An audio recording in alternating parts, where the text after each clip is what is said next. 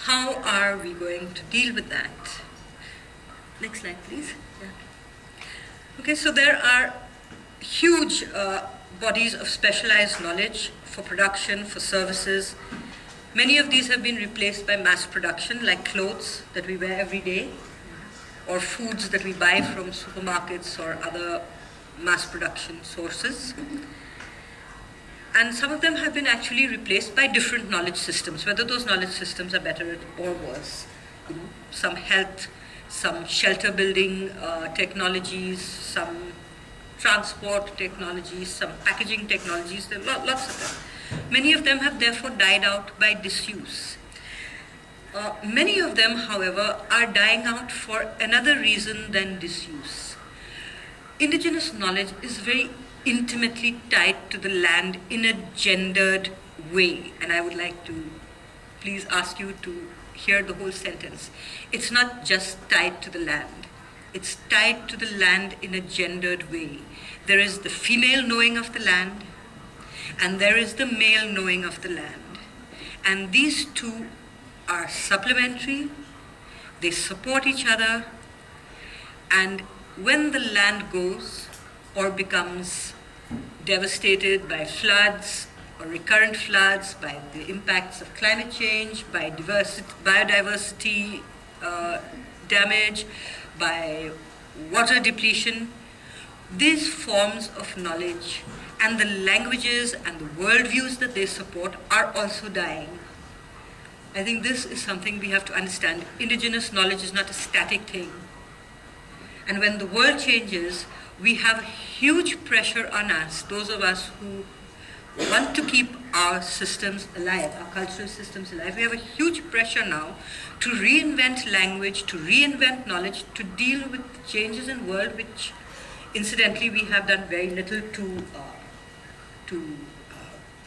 create. But these are the consequences that we are going to have to deal with.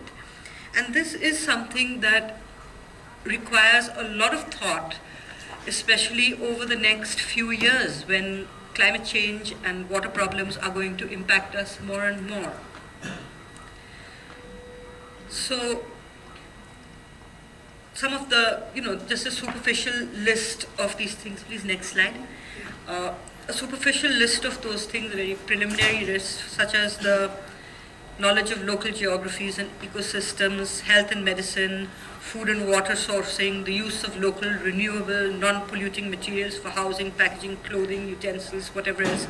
These are some of the very gendered local knowledge that each community has all by itself.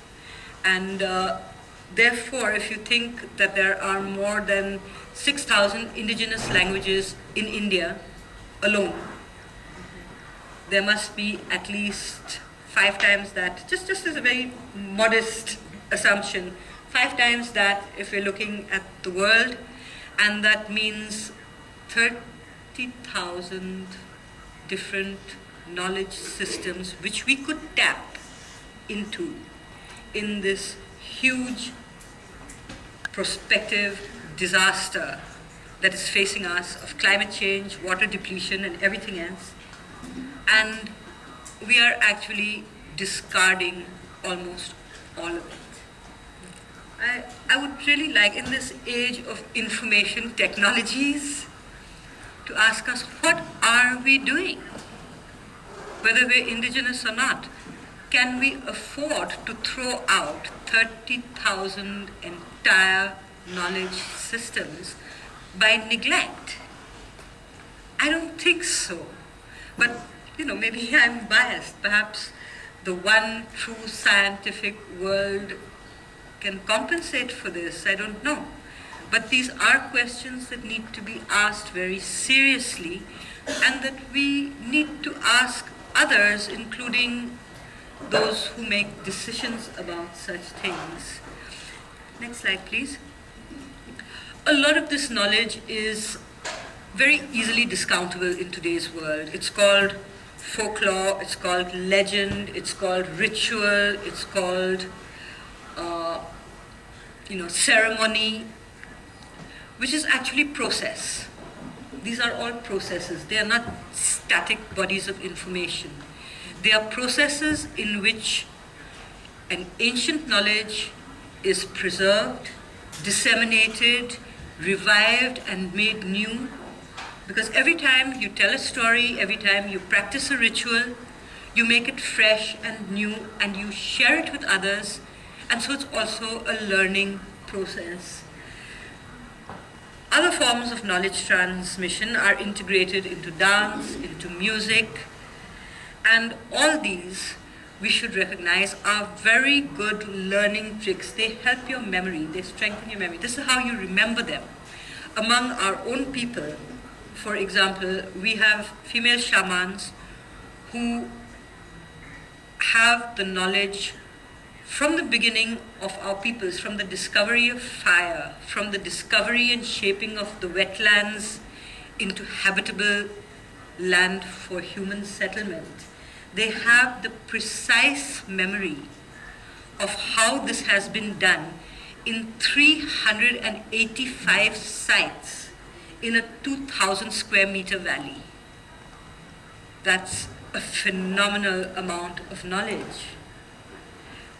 That knowledge is entirely contained in dance, entirely, down to the details of how you build a boat, how you select the tree to build a boat. Now, how do you retain this kind of knowledge in a contemporary system, in reading and writing? You can't. You can describe it, but you can't contain it. And this is what I want to say. In today's world, where we don't necessarily need reading and writing to contain knowledge anymore. 50 years ago, 100 years ago, yes, the only way to actually contain knowledge for a long period of time, except by passing it from person to person, was to put it in a book, in a scripted form. Today we don't need all that anymore. We have computers which respond to oral and to visual stimuli. We can preserve these things far longer than books can be preserved. We need to ask ourselves why we do not use these and why we do not make these forms of communication more adapted to the conservation of indigenous knowledge without the modification of forcing them into scripts for which they were never designed. This is another serious question which we need to look at, because the moment we put a basically oral culture into a scripted form, we are constricting it. We are containing it in a form that it was never intended to have. We are turning it solid in a way that it was never meant to be. Indigenous practices are negotiated and fluid, whether it's with the environment, whether it's with the spirit, whether it is with other people or other creatures of this world. It's a constant negotiation and a renegotiation of the world. To necessarily force it into a script doesn't actually necessarily enhance that culture or that language. It changes its form. It makes it hard. And we really need to consider whether this is something we need to do to these cultures and these languages, or whether we are actually not really damaging them by putting them into a form that they were never meant to have. Okay, I've been told I have 3 minutes left, so I'll just run through very